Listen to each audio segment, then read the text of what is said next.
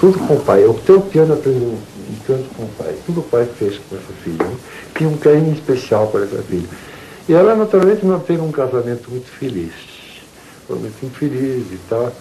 E o mais engraçado é que eu, quando moço, porque essa senhora, minha falecida esposa, era primitivamente mulher do Cantu, que foi meu professor de composição. Ela foi muito infeliz com ele. Eu me lembro quando eu ia a casa, vendo eu tocar, e eu reparava sempre que ela tinha um carinho especial comigo. Tal. E me elogiava, e vinha, e cantava as minhas composições. Eu tinha assim, uma admiração por ela, mas eu achava tão longe a possibilidade de ser um dia o marido dessa senhora. No entanto, os fados me ajudaram. Sei que os fados ajudam, né? E acabei casando um dia com ela.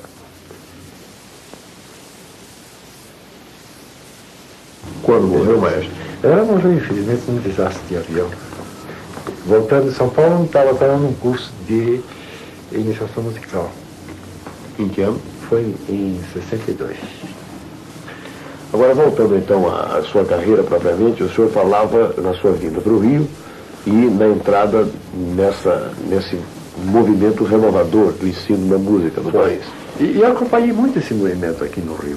Procurei fazer as minhas aulas iniciais na escola de música, realmente eram verdadeiras palestras, verdadeiras conferências com os alunos. E tinha um grupo de 35 alunos inicial, porque quando cheguei na escola, o maestro Braco tinha uma aula de composição bastante bem frequentada. Quase todas essas pessoas que hoje estão regendo foram meus alunos. Começar pelo Eleazar de Carvalho, né? Baixista Siqueira, o outro rapaz, o Maú, o Morelenbaum, Mário Tavares, todos eles passaram pelas minhas aulas. Agora, inicialmente eu procurei dar um conhecimento maior, especialmente a apuração do ouvido. Um regente deve ter o ouvido muito apurado, ou pelo menos muito alertado. Mas eu comecei a dar aulas de apuração de ouvido. O que aconteceu? Os professores que tinham dado aula de história da música, de acústica, de física, esses alunos, acharam que eu não podia arguir os alunos sobre coisas que já tinham feito. Não, absolutamente, isso é um absurdo. Então, um aluno que vai para aula de regente, que já fez todos esses cursos, vai repetir essas coisas lá, mas vai repetir um apuramento, para se tornar melhor, mais sensível, alertar sobre certas coisas. Em plena congregação, esse fato foi debatido. E como a congregação era retrógrada, deram contra. Eu recebi um ofício da diretora, acho que foi, quem era o diretor? O Fontainha, dizendo para não continuar nessas práticas de intervir em matérias já de outros currículos. Eu acho que isso foi a primeira derrota que eu tive na escola. Quando? Isso foi em 34, fim de 34. Agora, aconteceram mais coisas, meio desagradáveis, mas eu acho bom e interessante contar. Em 1936, fui indicado pelo diretor da escola, então Fontainha, para reger o conceito de comemoração do centenário do Carlos Gomes aqui no Teatro Municipal. A dificuldade foi grande, arrumar um material para dar um concerto inteiro com obras de Villa-Lobos, de Carlos Gomes. Tinham indicado o Villa-Lobos, mas depois, como o Villa-Lobos estava bem disposto com a orquestra, com o ambiente naquele tempo, não sei porquê, indicaram meu nome. Eu aceitei. Aí o concerto saiu bastante bem e tal, fizemos uma comemoração, Capanema me apoiou muito e tal. Esse concerto, dado ao corpo diplomático estrangeiro, fez com que o embaixador da Alemanha, Zé Schopp, se interessasse pela minha ida a Berlim para reger a Filarmonia. Eu não queria outra coisa, mas reger uma grande orquestra. Aceitei, fui a Berlim. E para não foi minha surpresa, chegando em Berlim, fui chamado no então Departamento de Estado nazista, dizendo que tinham chegado notícias do Brasil dizendo que eu era judeu. E não sabiam explicar como é que iam convidar um judeu para reger a Filarmonia. Mas eu digo, eu não sou judeu. E nem sei os meus antepassados, se eram judeus ou não. Eu sei que sou minha brasileiro que vem aqui reger uma orquestra alemã, não tenho nada.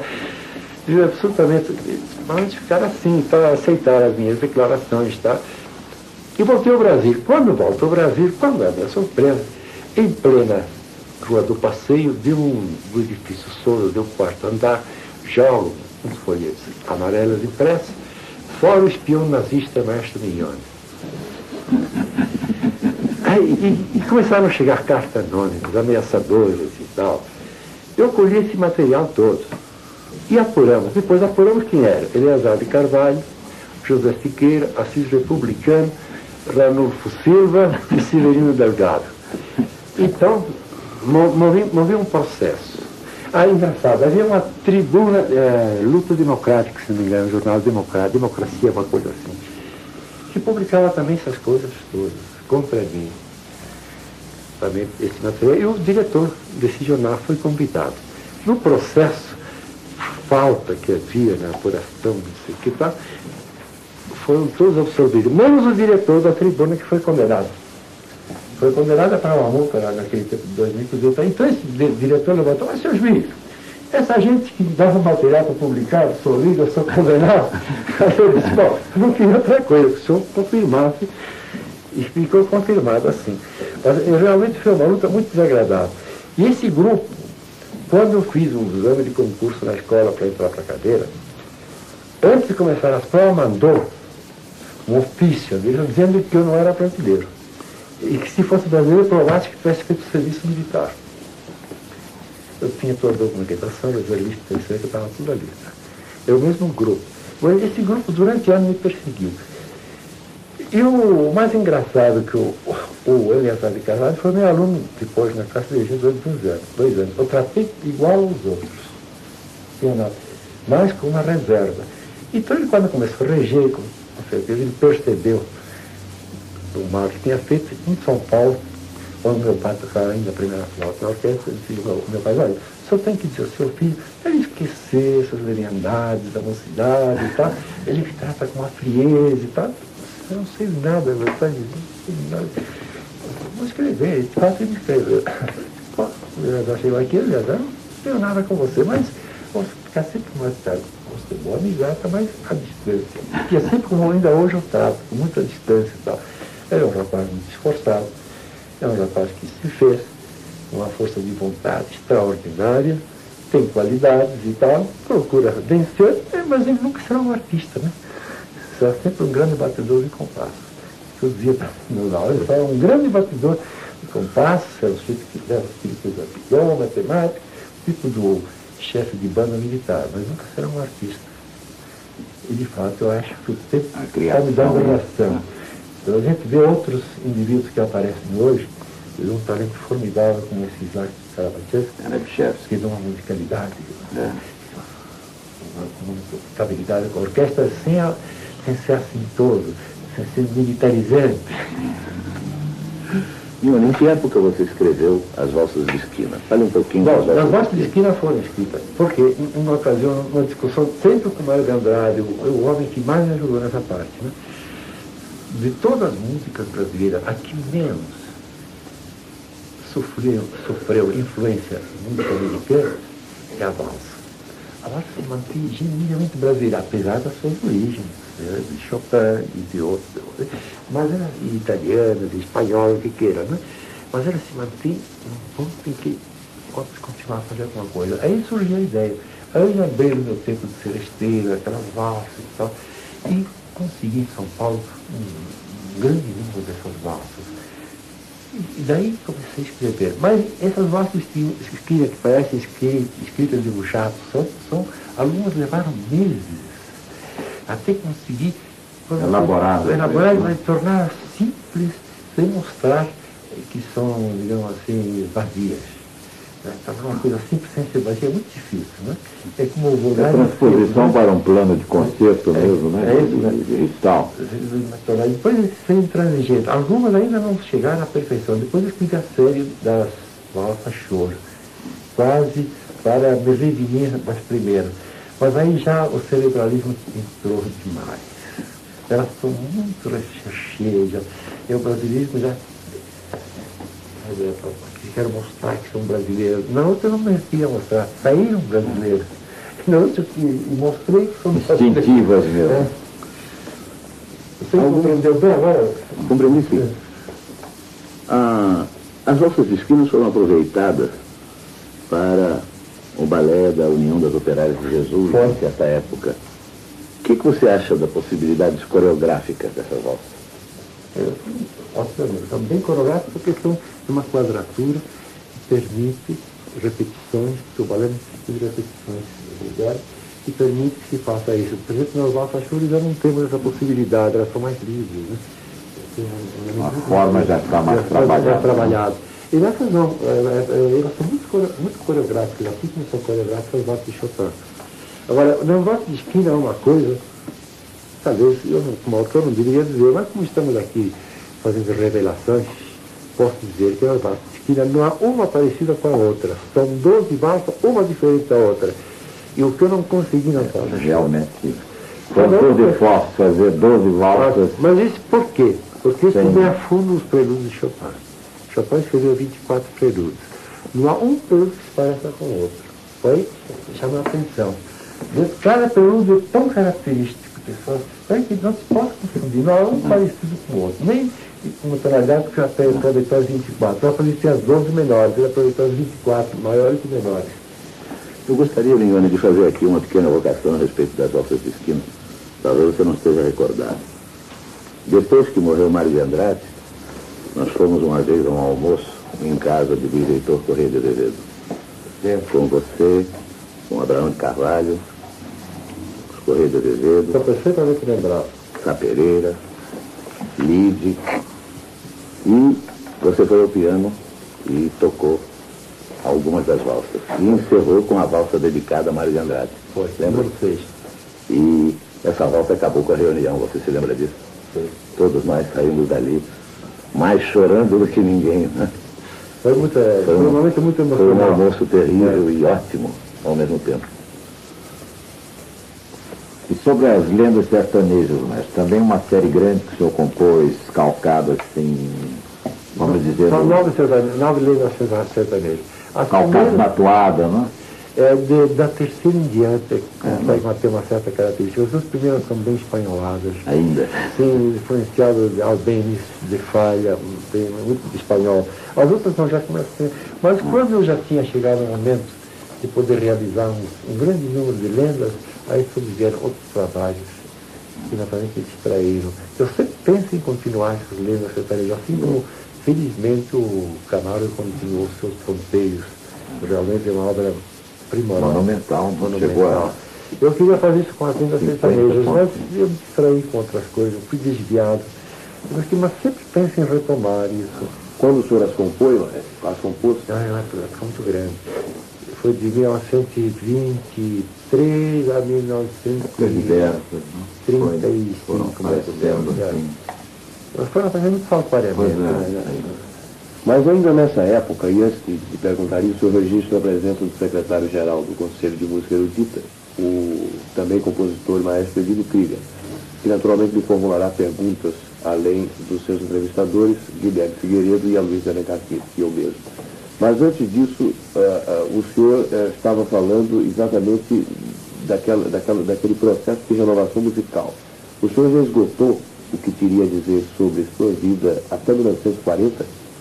Quais as obras compostas nessa época da escola de música e quais as apresentadas concretamente? Bom, em 1940, eu já comecei a apresentar obras em que procurava modificar o meu estilo e transformar. Eu comecei com... O primeiro foi um balé sobre quadros do Portinari, com o Espantalho. Essa é uma obra bastante elaborada. Naturalmente foi levada como balé, mas por uma coreógrafa que não tinha absolutamente ideia do que estava fazendo. Ela queria dançar a valsa, a polca, a valsa, a minueta, mas que fez um estropião no balé. Ela absolutamente não compreendeu o espírito do balé. Mas não foi levado com os quadros de Santa Rosa, mas a música foi completamente estropiada. É uma coisa muito dramática. Tem dois espantalhos, um alegre e um outro triste.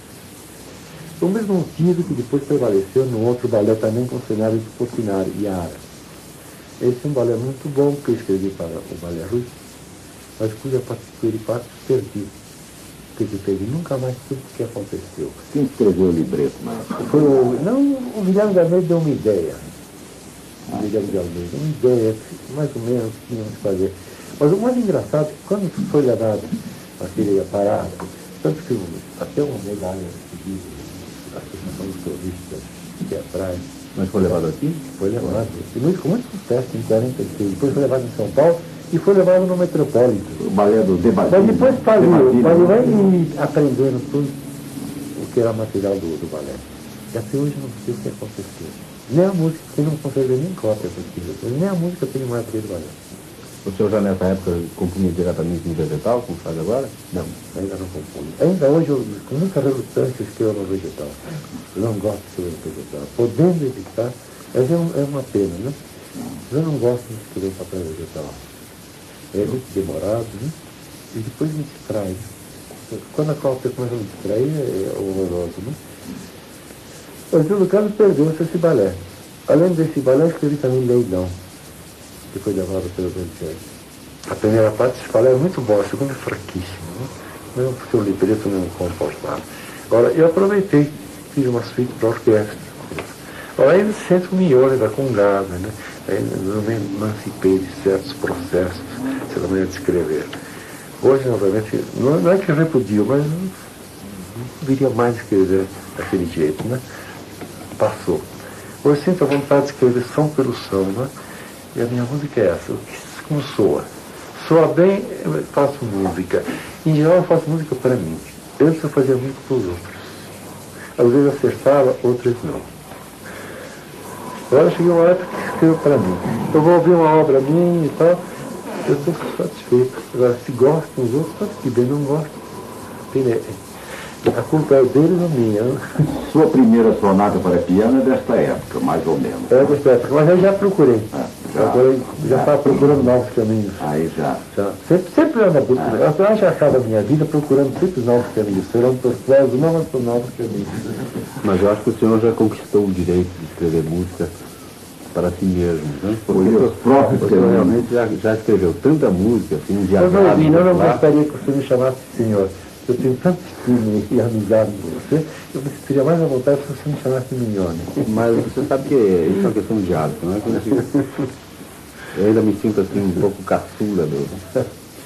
É um caçula um pouco crescidinho, né? É verdade. Mignone, por essa época da sua visita à Alemanha, eu volto a fazer a pergunta que já fiz.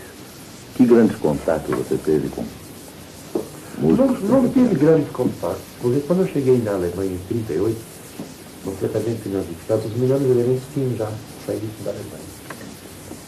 Conheci o Fichtner, um alemão impossível, né? Cheio de coisas complicadas. Ele chamava a nossa música de cor. Não gostava. Depois os outros regentes também não entendiam. Tem um regente que teve, às vezes, olha, de fato, a sua partitura deve saber, mas eu não seria capaz de levar uma obra dessa. Como a gente tem um termo especial, coloratura, não, coloratura tinha um termo especial de música de cor, né? Eles não sentiam absolutamente, não compreendiam. Aí também eu vi que era preciso criar um tipo de música que todos pudessem entender. De fato, a música... O senhor gravou nesta época na Alemanha? Não, eu tinha que gravar, estava tudo combinado com o Capanema. Eu combinei com a Filarmonia de gravar o concerto inteiro em discos. Combinei com a Telefunken, mas o dinheiro não chegou. Quando voltei ao Brasil, eu fui falar ao Capanema, mas eu combinei tudo, o dinheiro chegou. Chegou depois que o senhor tinha partido. Mas ele sabia que eu voltaria à Alemanha. Quando eu voltei em 38 pela Alemanha, fui falar com o embaixador, o Luiz Aragão, e disse, não, maestro, não chegou nada. Esse dinheiro nunca foi emprestado. Como foram feitas as gravações que você regeu da orquestra do Sindicato Músico? Isso foi para a ocasião da exposição de Filadélfia. Se não me engano, gay, não sei como chamava isso. Você lembra do termo? Não me lembro não. Tinha um negócio de Gold Gate, coisa assim. E houve uma verba de 100 e poucos mil cruzeiros na época, que era muito dinheiro. Quando? Em 1937, por aí, 38, deve ter sido.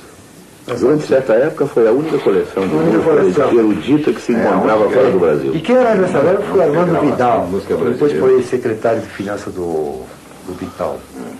dessa época e tal, e como eu era o regente da época, me convidaram. Não havia uma orquestra municipal. Não, nós não damos orquestra com título municipal. Aí pusemos, vamos dizer, a orquestra do Sindicato Musical do Rio de Janeiro. Mas foi feito assim, rapidamente, porque uma semana antes juntamos tudo quanto era material, tanto que alguns autores nem apareceram. O Vila-Lobos me mandou uma canção Moura, que é uma das coisas piores do Vila-Lobos. Versão ibérica. Versão ibérica. Descobrimento do Brasil. É uma coisa fraquíssima, tanto que o Mário de Andrade, quando via, mas como o Vila-Lobos escreve uma coisa dessa, não é possível. No entanto, o Vila-Lobos, ele gostava de usar formas fracas. Quando o Clive esteve aqui, regendo a última vez um concerto de música brasileira, o que ele deu para reger Guerra, que é uma das coisas mais incompreensíveis do Vila-Lobos, né? E o próprio Clive, né, por que ele deu essa obra? E ele estava encantado com essa obra. Tinha realmente uma obra fraca, tem uma mistura de marselhês e de nacional. Esses poemas saíram numa ocasião que o Nepomuceno escreveu também um trabalho. Foi depois da Primeira Guerra Mundial. O Braga e o Vila-Lobos. Era um assunto em voga. Era um assunto em voga. Eram os três foram levados. Agora não me lembro o nome que o Nepomuceno deu a obra dele e o Braga, né? Eu sei que o Vila-Lobos tinha um carinho. Aliás, o Vila-Lobos tinha carinho por todas as suas obras fracas. Quase intuindo que as boas não precisavam. As não divulgadas. Aliás, o seu conhecimento com Vila-Lobos data de quando, maestro? 1922, em São Paulo, em casa de Dona Olívia Guedes Penteado. Nessa reunião estava o Assis Chateaubriand, falecido embaixador, o Mário de Andrade cantando as suas cantigas imperiais ao piano, e outros músicos naquela ocasião. E aí conheci o Vila-Lobos, tudo bonitão, tá, bem, né? Me falando, a primeira impressão que eu tive dele foi engraçado. A minha música não faz com música de ninguém. Ninguém escreveu. Ele tinha essa mania, né? Não tem nada de Debussy, não tem nada de Ravel, direção, minha música é minha, tem que ouvir. De fato, nos reunimos para ouvir. Eles tocavam o seu piano, mais ou menos, mas a mulher ajudava muito. Né? As coisas mais complicadas, sentava a mulher, que é enorme senhora. Dona Lucila. Maestro, diga, por favor. É dessa época a visita que Ernesto Nazaré fez a São Paulo? Foi nessa época, realmente. Presente lá. Eu não estive presente, eu soube que ele foi em casa do Chiafarelli também. Exatamente. E o Chiafarelli, o Rubinstein estava também. Justamente. Então pediu para ele tocar alguma coisa. E ele sentou perto e começou a tocar Chopin. Quem? Nazaré. Então o Chiafarelli disse, mas eu quero tocar para o Rubinstein essas coisas de Chopin. Foi uma luta convencer para tocar as coisas. Que olhar, né? Realmente tocar os tangos brasileiros, né? O Rubinstein apreciava a maneira de tocar. Ele tocava em geral, eu ouvi tocar lento, todo mundo toca depressa, ele tocava bem devagar os tangos brasileiros. O que nós tocamos com certo vigor, certo entusiasmo, não, ele era para cá. Foi ouvir tocar o Nazaré numa esquina de um cinema, parece que era o Odeon, na avenida. Ele tocava na sala de espera, enquanto passava uma sessão para outra, ficava entretendo, né, os espectadores, né, e tocava. Né. Eu, assim, meio apagado, com aquele bolão, com aquela torcida. Mas ele conversava muito pouco, não gostava de conversar. E a mania dele era Chopin. E, de fato, a gente examinando bem a obra do Nazaré, todos os processos que ele escreveu são chopinianos. Todas as modulações, os processos. Agora, dentro daquilo é a personalidade do Nazaré. É como eu digo, ninguém é inteiramente original. Todos têm a colaboração de um e outro. Depois, dentro disso, vai formando a sua personalidade. Olha, como eu penso hoje, onde todos os processos de composição eu conheço. Eu uso todos os processos. Dentro daquilo eu procuro formar a minha personalidade. Senão não sou um autor da época. Né? Agora, eu lamento não poder conhecer outras coisas como música eletrônica, que não tem possibilidade, muito pouco. Música concreta, conhecer mais de perto, ou certa experiência. Agora, sobre isso, ser ou não música, eu não sei se é. Nós podemos examinar a música eletrônica desse ponto. Ela é uma música eletrônica, mas é outra coisa. A música eletrônica, especificamente, não tem nada a ver com a música que fizemos até hoje. Nem vejo como, por exemplo, com a música atual, chegar perto da música eletrônica. É outro processo, é outra coisa, é outra invenção. Verá amanhã, quem outro sabe, começo, né? Que soluções a certos processos. Agora, eu me pergunto, em que conflito entrará essa música eletrônica com a música chamada folclórica? Temos que abolir tudo isso. anular tudo isso e aceitar só a eletrônica? Ou se chegará um dia em que a eletrônica será um maravilhoso meio de se pôr essa música folclórica em contato do povo? Não sabemos. É muito prematuro dizer isso. Assim como certas elucubrações, que eu chamo esotéricas da música, de certos compositores, eu me pergunto, mas será que ele não tem nada a dizer, não sou isso? Tem tão pouco a dizer, porque eu acho que em música se pode dizer muita coisa. Mesmo usando só a música diatônica. Se ele tem alguma coisa para dizer, tudo serve para que basta que se faça música, tem uma coisa que comunica aos outros alguma coisa. Tenho essa impressão. Se a música não tem comunicabilidade, não tem razão de ser, não é arte. É experiência. O senhor acha, então, que a música, de uma certa maneira, independe dos recursos que se utilizam, né? Natural. Eu acho também. Eu posso perfeitamente escrever uma música interessante e fica numa música diatônica. E quanta música pentatônica existe interessante? É.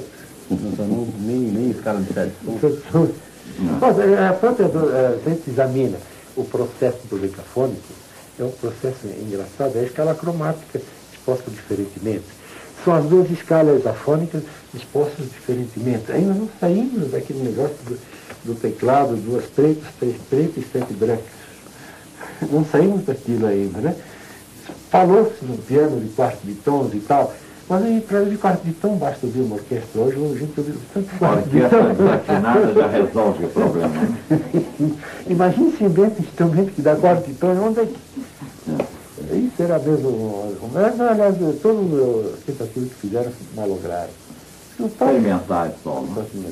O próprio temperamento de um piano, né? Tem como é que falha a afinação que forma no indivíduo, né? Se você faz uma afinação de um piano, fica escravo dos temperamentos desse instrumento. O violinista já não tem isso, né? E o pianista acostuma, ele não sabe, às vezes o piano está afinado, a maioria das vezes o piano não é afinado, os pianos são desafinados, né? E até essa desafinação, o artista se acostuma. Senhor, voltando às suas recordações. Evidentemente que a sua carreira permitiu contatos muito grandes com 3 grandes músicos, mulheres brasileiras. Eu gostaria que você falasse do que você conhece de Bidu Sayão, de Omar Novaes e de Madalena Tagliaferro. Eu, com o Bidu Sayão, tive grandes contatos. E realmente, o primeiro contato foi uma viagem que realizada. Era a mulher do Mock nessa ocasião. Era uma viagem a bordo de um navio. E o Mock, um homem muito mais idoso que a Bidu, era cientíssimo. Não permitia que a gente ficasse muito em contato com a Bidu. Então ele inventou, nós estávamos juntos, um pouco. E como havia muitos passageiros argentinos e uruguaios a bordo, e havia muitos passageiros argentinos e uruguaios a bordo, e nós éramos brasileiros, com pouco dinheiro, inventamos jogar um pouco fantástico. De milhares e milhares de liras que valiam centésimos depois. E aí tive esse contato mais direto com a Bidu. E volta e meia falávamos uma coisa e outra. Finalmente ela estabeleceu-se no Perequé, em Santos. Numa fazenda de bananas que o Mock tinha comprado. Então todas as sextas-feiras eu descia de São Paulo e passava sexta, sábado e domingo lá na fazenda, passando a ópera Manon na Bidu. Eu gostava da Bidu, sim, o Mock veio aproveitava as saídas do Mock, né? Mas isso é da vida, né? E ela estudou essa ópera Manon praticamente comigo. Depois teve uma temporada em São Paulo, eu tinha que fazer a ópera Guarani.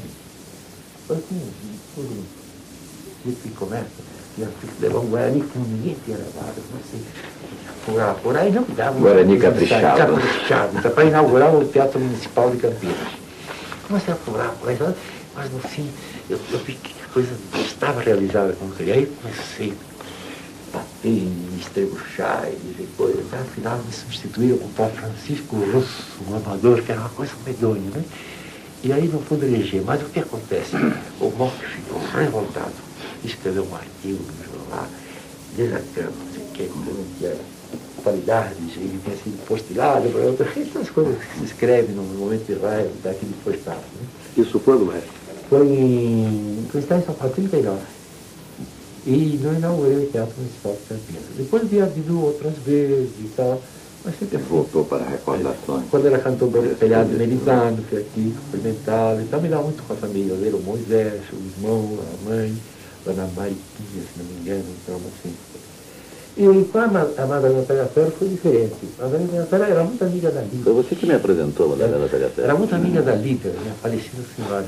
E um certo momento dizia a Madalena, não, antes eu tinha conhecido a Madalena, foi em 1922.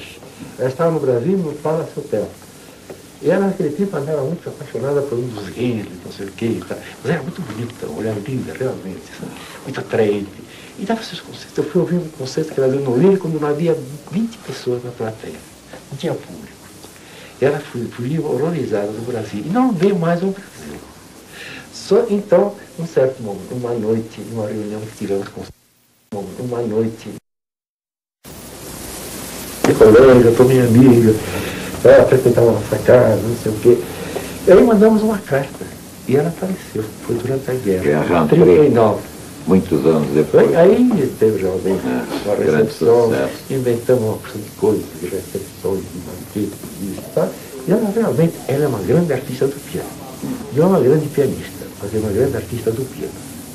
Ela realmente faz coisas de bom gosto, tá? Naturalmente, ela tem uma mão antipianística, tipo da mão mal alcançada. Mas tinha habilidade, como todo pianista, de tocar coisas complicadas. Uma ocasião que tocou as 4 baladas de Chopin, só faltou parar, né? Porque não tem condição de tocar aqui. Agora, em outros autores, realmente ele faz coisas bonitas. Ela é uma artista do piano. É o tipo Cortot de saias, né? O Cortot também tinha limitações de execução tremendas, mas fazia coisas individualmente, tinha que entregar os pontos. Agora, a Guiomar Novaes é diferente. O tipo da passada, o artista que ignora que ela é uma grande artista. Ela é tipo assim, da burguesa, que está numa perguntas tão idiotas, tão fascinantes. Tudo que ela faz parece mediúnico. Agora, alheia, né? E ela faz ela tem uma sonoridade tão bonita do piano, mas ela não sabe. Ela está doida, como você não faz? O que você não faz, eu por associação de coisas, eu me lembrava do Sarasate. O Sarasate fazia um piquetato extraordinário, com o arco para cima e para baixo. E o Thibaut, maravilhado, queria saber como é que ele fazia isso. Procurou, foi no hotel, o Sarasate puxou o violino, pois não, ele mostra e fez. Pois é, maestro, mas como é que o senhor faz? Estou falando fazer. Mas o senhor, meu filho, eu não posso ser porque nem eu sei como é que eu faço. Muito bom. Agora, a mesma coisa acontece com a Guiomar. A gente pergunta, por que você... ela não sabe. Porque eu não sou espírita, mas até tem coisa de mediúnica na maneira de tocar o piano, não há dúvida. Porque entre a pessoa e a que senta numa sala de concentração, tem uma tal diferença que a gente fica assim, realmente... Por muito prevenido que a gente vai...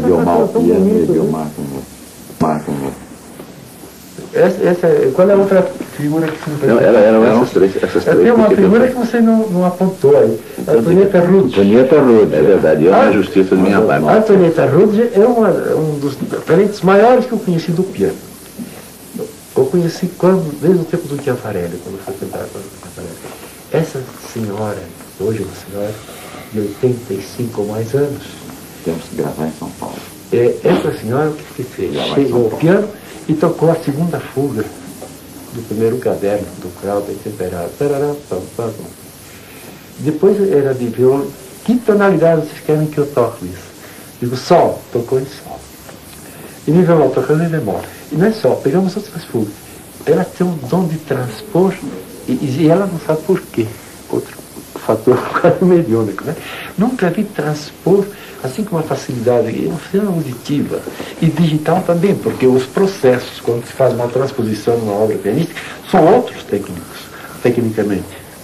Se uma coisa em dó menor, tocando, por exemplo, em bemol menor, tem outros processos técnicos, outras dificuldades técnicas. Localização de maneira diferente. Agora, não completei ainda. Mas a Antonieta é a pessoa que não liga em absoluto e aparece em público. E a intimidade, tocando, é uma maravilha. Tanto que quando ela chegava em São Paulo, todas as vezes o Rubinstein pedia para ela tocar. pedia a gente para que tocasse. Então se reuniam. E essas reuniões, onde apareceu o Rubinstein, sentava o piano e tocava, a dois pianos. Às vezes a Antonieta comigo, eu com o Rubinstein com a Antonieta, e tocava essas coisas a dois pianos.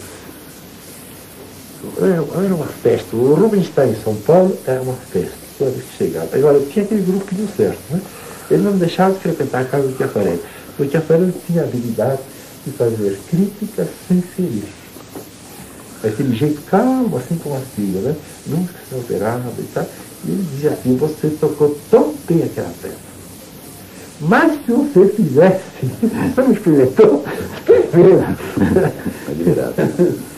A propósito dessa facilidade de transposição de um tom para outro no piano, que você aludiu da Antonieta Rude, e que você também é mestre, eu gostaria de lembrar uma noite que nós estivemos em nossa casa, em que havia aqui um jovem compositor francês, que eu tinha descoberto um pouco perdido na companhia de Jean-Louis Barrault, que fomos todos lá para casa, com Luiz Cosme, com Rafael Batista, e você foi para o piano e nós nos sentamos a ouvir. Isso foi de 10 horas da manhã até 10 horas da noite até 7 da manhã, e esse compositor era Pierre Boulez, que estava aqui pela primeira vez no Brasil. É uma pena que naquela época não existissem ainda as gravações de magnetofone, as fitas, porque nós teríamos tido um dos mais maravilhosos tico-tico no fubá, interpretados à maneira de Brahms, à maneira de Bach, à maneira de Beethoven, à maneira de Chopin, tocado por Mignone e Boulez. Mas o Boulez tinha uma maneira de tocar muito especial, tocar música toda engraçada, uma maneira especial. E depois o Guilherme explicando, sabe, estava tocando e explicando, não, porque olha, o Mignone, ele é de origem italiana. Esse baixo aqui, sabe aquele cidade. E eu vi até aquilo, eu estava ficando vendo. Eu tinha encontrado o Boulez na casa do Roberto Marinho. E ele estava completamente perdido, querendo conhecer música brasileira e obrigado a tocar numa reunião social, coisas que absolutamente não eram para um público mundano. E ainda mais ele tinha levado para lá as ondas Martenot para tocar música do Decafone. Então eu arrastei lá para casa e convoquei uns amigos. E daí resultou um tico-tico no fubá que nunca mais nós podemos esquecer. E quando foi isso? Isso foi em 1951. É por aí, foi. Agora, maestro, registrando a presença de outro membro do Conselho de Música Erudita, o crítico A. Hernandes, nós vamos lhe fazer uma outra pergunta. De 1940 a 1950, como transcorreu a sua obra e a sua vida? Eu devo confessar, de 1950 a 50 eu perdi muito tempo no negócio de religião. Não porque eu gostasse de religião, porque eu não gosto de religião. Era um meio de Deus. A composição não dava para viver. Então tinha que dar aula de piano e religião. Aceitava tudo. Muito a contragosto. Porque realmente não tinha paciência. Eu não gosto. Não é do meu jeito. Eu gosto de ficar piano, eu não gosto de religião que era. Esse no caso foi isso. Perdi muito tempo. As obras são raríssimas de 40 a 50. Só depois de 50 que você realmente a composição. Mas aí já estava com uma composição mais firmada. Na época da regência eu me sinto um pouco culpado de ter feito vir pela RCA Agrícola a Quinta Sinfonia de Shostakovich, que você regeu no Fluminense. Foi a sétima Sinfonia de Shostakovich. A Sinfonia de Leningrado, que não era permitida em certa época tocar no Brasil. Foi. Mas o que aconteceu nessa época foi isso. Em 1945 a 1946 eu fui diretor de orquestra da Rádio Globo. O Sr. Gal foi aos Estados Unidos e confiou a orquestra. E eu estava lá lugar e tal, não tinha amigos, uns colegas e tal. Fiquei, como se fossem 2, 3 meses, foi 2 anos. E tinha formado um ambiente lá, a favor da Rússia. Como estava no fim da guerra, a cidade era em 45, havia um ambiente assim, aliado, era considerado um aliado.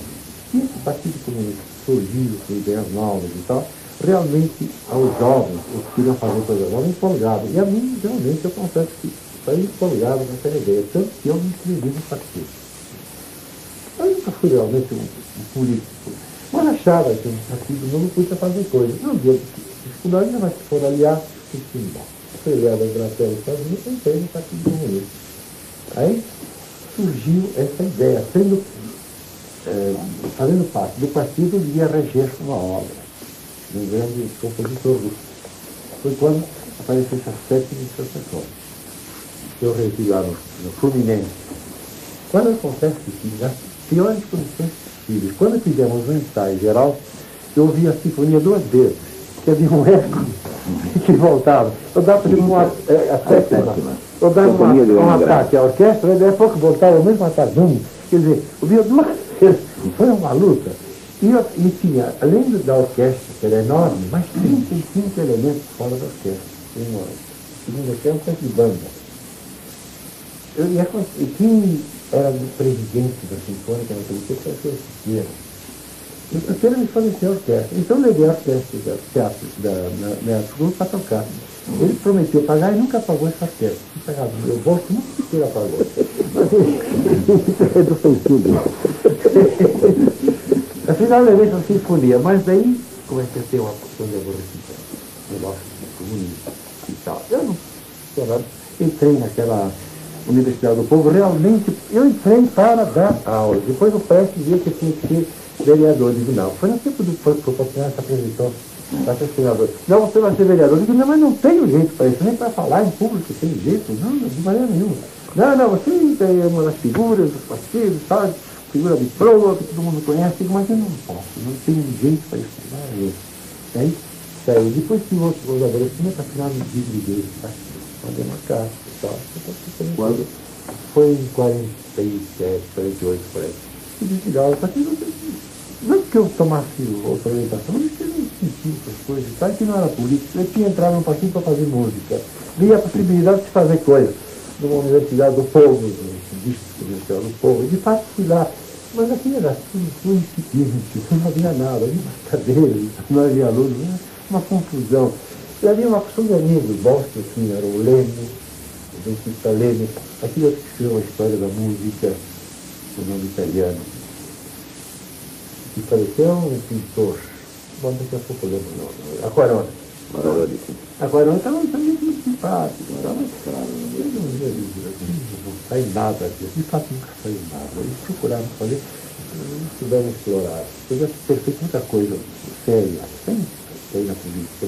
Na parte política eu nunca entrei, porque não entendo, ainda hoje não entendo política. E nem eles entendem. Mas ainda na década dos 40, o senhor pode relatar coisas da sua vida, da sua obra? Ele contou já alguns passos. Mais alguma coisa que você até... Bom, antes de 40, tem um episódio muito engraçado, foi quando foi, que há pouco, a comemoração do centenário do Carlos Gomes, né? Mas antes disso, houve a inauguração do Teatro Municipal com as reformas que fizeram. Então estava preparada uma companhia italiana, pelos empresários, Patilhel, Piergili e Roberto. E tinha que estrear com a fratura do grande artista italiano, Martino, isso, a Antonieta de Souza, que cantava de meu soprano, inventou que tinha que ser inaugurado por artistas brasileiros cantando uma ópera brasileira. Eles reuniram os artistas. Era Carmen Gomes, Silva, Julieta, Deluxe, Zanzu Bailino, a ópera qual vai ser? Maria Túlia. Maria Túlia. Começamos o ensaio. Eu fiquei o piano. Quem vai reger? Eu não sei. Vamos chamar assim. Chamaram o Vila Novo. Lá vem o Vila Novo. Essas coisas e tal. Mas eu não entendia de ópera. Eu entendia de ópera. E as coisas não andavam. Ir para cá, ir para lá, e como é que vamos fazer? E em certo momento os artistas do Vila Novo não vai. Fizeram um ensaio de orquestra para um lado, os artistas para o outro e tal. E eles começaram a protestar. E foram protestar com o prefeito Pedro Ernesto.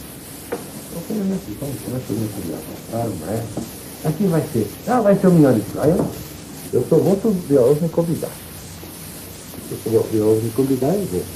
E aí, então. Mas quem é que vai falar? Eu falo com o Vila-Lobos.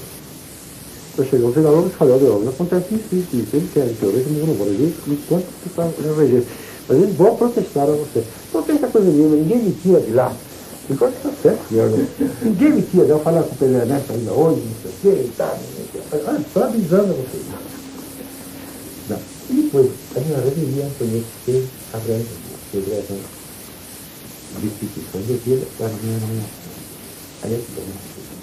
Aí quando eu não sei. Eu não quero aqui, não vou ler demais. Olha aqui, não sabe cantar, não sabe música, não sabe coisa nenhuma. Não, deixa você. Então não. Então faço assim, não tenho nada. Com minha grande surpresa, o dia seguinte abre o jornal O Globo e diz: Vila-Lobos, não sei o italianozinho, tomou conta. Nem fazendo não, o italianozinho, ali aqui, não sei o quê, E como ele era diretor da escola de Estácio, como falemos, arranjou um grupo de alunos, 15 eram agricultores, foram na galeria, quem ia ser ainda não foi eu. Ele não vai eu, E aí, mas eu sabia, não tinha avisado. E tem um lugar, no segundo ato, né? Eu prometi, eu sou meio soprano perante as pessoas e coro em inglês. E ela cantava realmente mal e desafinada. E bom, o que eu vou fazer? Cheguei de noite em casa, escrevi a parte do soprano para todos os violinos.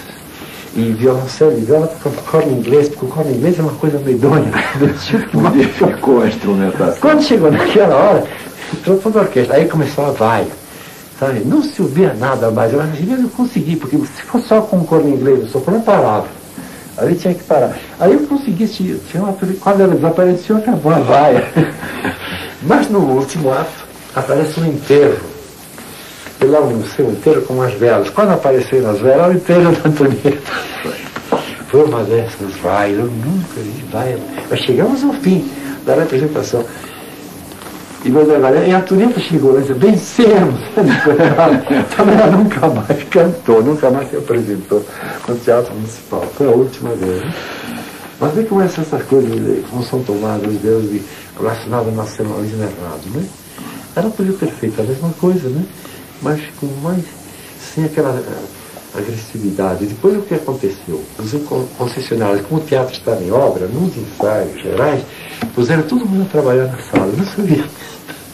Os ensaios foram realizados debaixo de marteladas e de gritos daqui para lá. E pela década dos 50, quais as suas lembranças de sua vida? Bom, em 50, a coisa mais interessante que eu pude fazer foi o início de óperas para música de câmara, né? Porque eu cansei da música assim. Quando eu comecei a escrever música de câmara, quartetos, daí são os primeiros quartetos, concertinos para instrumento solista com pequena orquestra, mas sempre procurando novas vias. Finalmente, depois, acabei escrevendo sonatas de violino e piano, um grande passo à frente. Não, definitivo, penso eu, mas é um grande passo à frente. Sempre em busca de uma verdade, que não sei se existe, mas em todo caso, dentro de mim, vou buscando uma verdade que até hoje não consegui. Né? E a Ópera Café? A Ópera Café foi feita debaixo do entusiasmo. Quer dizer, o Mário escreveu a obra de um entusiasmo extraordinário. Há anos que ele vinha pensando nessa ópera. E quando eu disse que não escrevia mais óperas, não, eu vou escrever um livreto para você. Eu faço esse livreto para você. Eu digo, não, eu não vou escrever óperas. Não, mas eu vou fazer um livreto e você vai fazer ópera. Eu vou ajudar você de todo jeito, nós vamos fazer essa ópera. Ele começou a trabalhar. E a Lídia, naturalmente, que gostava de mim, tinha muita admiração pelo Mário, me estimulava. Faça. Então o Mário começou a trabalhar. E depois de muitos meses ele apareceu. O mais engraçado é isso. Nesse interior, o Mário teve que fazer uma operação, extraiu os dentes todos e colocou dentadura superior e inferior. Eu nunca me esqueci de uma carta que viu em ontem. Está tudo muito bem, você não vê como está bonitinha a minha dentadura hoje. O meu sorriso é outro, mas perdi o gostinho de morder. Perdi o gostinho de morder. Bom, e nesse período aí acabou a Ópera Café. E veio ao Rio. Aí nós reunimos uma porção de amigos, o Manuel Bandeira, o Vale e outros vieram lá assistir à leitura. Ele lia muito bem os poemas dele. A leitura realmente, porque ele lia bem. Lia bem. Muito bem, uma expressão e tal. E por isso se entusiasmava naquele. Tinha um certo entusiasmo. Mas o Manuel Bandeira ficou completamente passivo. Isso é uma palavra. Quando o Mário perguntou, se eu não entendo o negócio de libreto de ópera, foi tremendo. Então, mandou uma carta, não sei se conhece essa carta, não, ao Bandeira, pedindo que ele se esclarecesse. E eu também não me manifestei. Aí ele mandou uma carta. Eu devia ter sido a sinceridade, dizer que não tinha gostado. Eu digo, mas não é que não gostei. Eu preciso ler. Você me manda, tá? Eu quero ler com vagar e ver a possibilidade de fazer uma obra. Ele tem os temas, ele deu todos os temas que eu ia fazer. Tá? Eu achei que não dava para uma obra. Então, escreveu Mário. Eu acho que com esses versos vai ser muito difícil. Ele mandou música indígena para ter uma ideia da canção da Andorinha, né? Andorinha, não sei o que, para a Câmara Balé. Ele tem um segundo ato, é a Câmara Balé. Em cima estão os deputados discutindo sobre a ferrugem das panelas. E está aí embaixo as mães com os filhos pedindo pão para aliviar a miséria. Tá? É um contraste muito bonito, mas é um pouco sofisticado, porque no teatro como a gente vai fazer? Você consegue manter aquela música assim dos deputados e embaixo esse drama. São Wagner, talvez. Um Wagner dos mestres cantores que consegue fazer aquele sistema de virada, né? Não tem nesse talento. Isso talvez eu acho que não o meu Villa-Lobos conseguiria. Eu sou um talento mesmo, o Wagner, né? Que dessas coisas grandiosas, né? E acho que eu renunciei, digo, tem impulso, não deixa. Eu falei com o Manuel, não, depois uma ocasião falei com o próprio Guilherme, quem sabe, renovando aquela. Porque os versos do Mário são bonitos lidos por ele, mas lidos nem sempre são bonitos, não são musicais, não sugerem música. As áreas são demasiadamente longas. É longo, ele não sugere música. E quando eu leio uma poesia 3 vezes, depois eu guardo. Bom, essa é uma musicagem. Sinto música no verso, eu guardo, é pouco realmente música.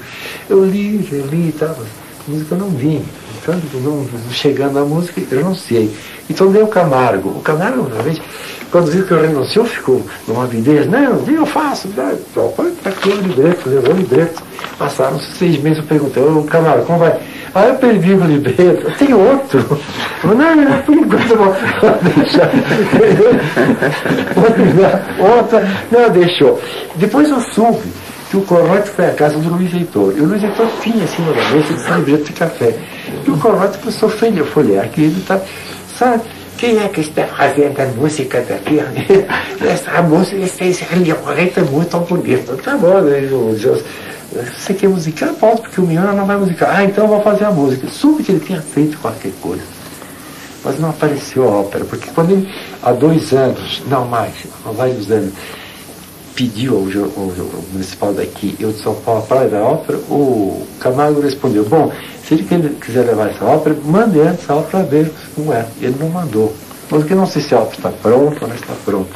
Agora, finalmente, uma notícia que li no Correio da Manhã de hoje, parece que o Marlos Nobre está fazendo qualquer coisa, né?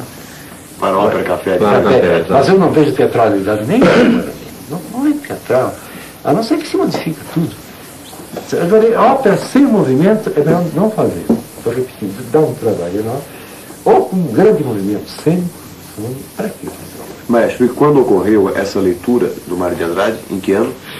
Deve ter sido mais ou menos, né, em 1949, 50, por aí. Foi poucos anos antes de falecer. Foi.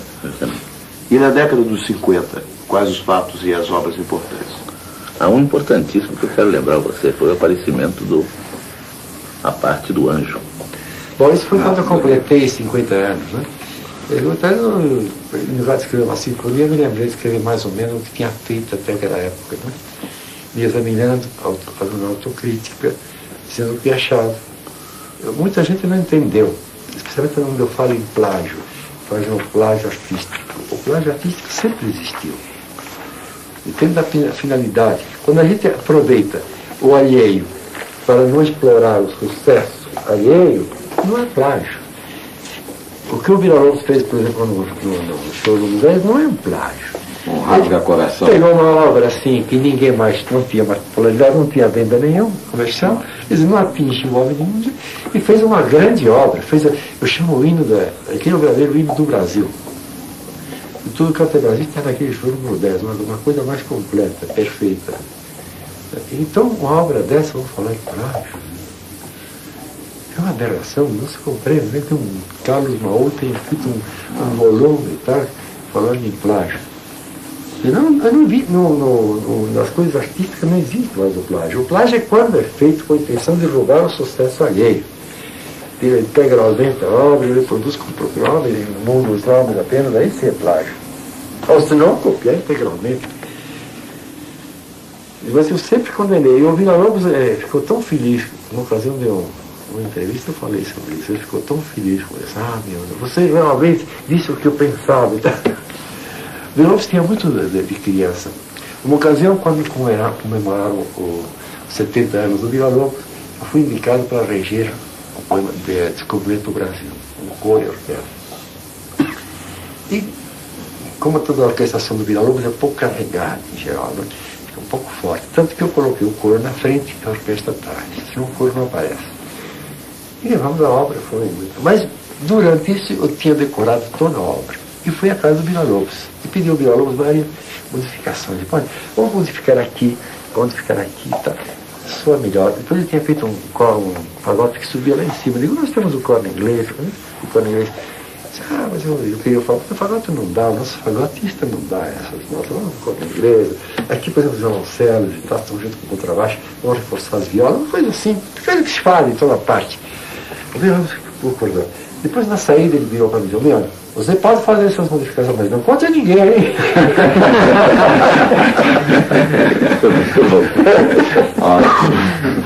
O Villa-Lobos tem outra lembrança estupenda. O Villa-Lobos era uma mistura de homem invejoso, o homem sincero, leal, desleal, tinha tudo isso, tudo que ele tinha. Personalidade. Personalidade, gênio assim, né? Cheio de desigualdade, facetada. E quando formaram o Conservatório de Canto Fiônico, estava brigado com o pessoal de São Paulo devido ao movimento de 32, que ele tinha vindo a Revolução daqui, tinha traído os paulistas que tinham protegido.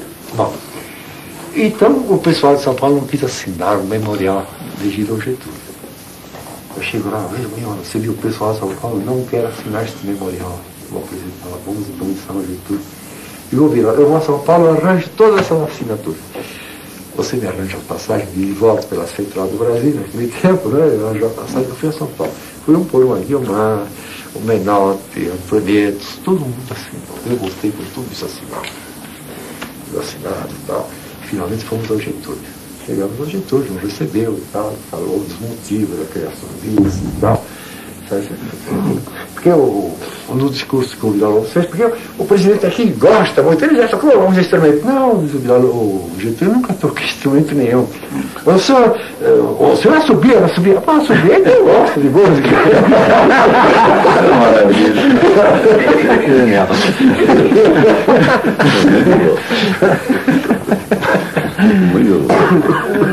Esses são as famosas saídas do violão. Ele tinha sempre essa saída. Depois aconteceu que ele montou esse conservatório, digamos assim. Ele conseguiu organizar esse conservatório, chamou todos, menos a mim. Todos entraram, eu não entrei nesse conservatório, todo o grupo dele, eu não entrei. Eu que fiz todo o trabalho de São Paulo, arranjado a pintura e tal. Nunca pedi explicação para o violão, por quê, né? Nunca toquei nesse assunto. Ele me colocou para o negócio de regência da Orquestra Lourenço, né? E que me deixou de fora. Eu era catedrático de regência na escola, e depois tinha feito todo aquele trabalho para o Villa-Lobos, né? Mas eu achei tão natural que isso era no Villa mesmo. Eu aí em São Paulo ele fez coisas extraordinárias. Ele levou o poema Amazônia. Levou o poema Amazônia, que ele era puro, Villa-Lobos, pouco levado, porque é difícil. E o maestro Baldi era um ensaiador.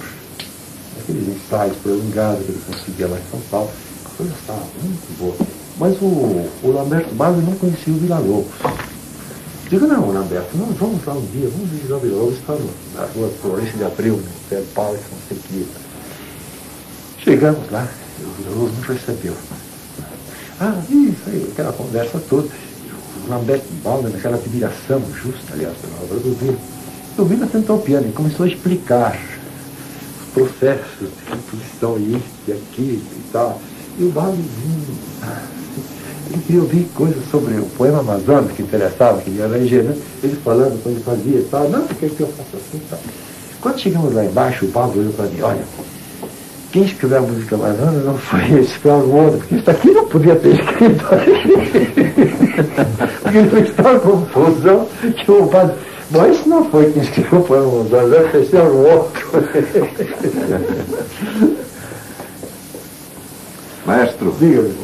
e agora, perto das comemorações do seu 70º aniversário, as coisas se processaram aí.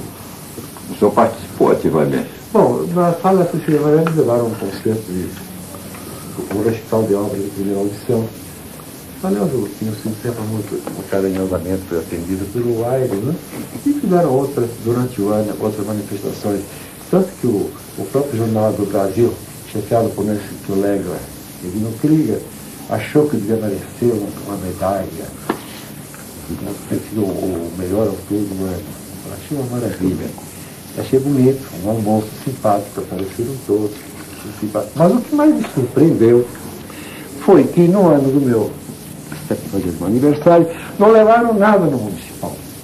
E quando a minha surpresa, quando vejo meu nome encabeçando os melhores do 1967 Teatro Municipal, Maestro Miguel e tal, eu não fui receber o prêmio. Na entrega não foi, porque eu não levei nada no Teatro Municipal, como é que era receber um prêmio, uma coisa que eu não fiz. O melhor de 1967. Aí eu falei com a maestria, não, mas isso foi porque sobre sua obra toda e tal. Digo, mas isso não tem nada a ver, eu não levei nada no Teatro Municipal. São dessas coisas engraçadas, né? Eu não compreendo, porque ela não pôde fazer, ela queria que realmente eu fizesse alguma coisa, mas como esse teatro de um jeito sabe, né? Ela sentiu uma obrigação de me dar uma satisfação, né? Achei eu não pude receber um prêmio. Que ridículo fazer, eu recebi um prêmio, uma coisa que eu não fiz. Não apresentei nada no Teatro Municipal no ano passado. Mas esses últimos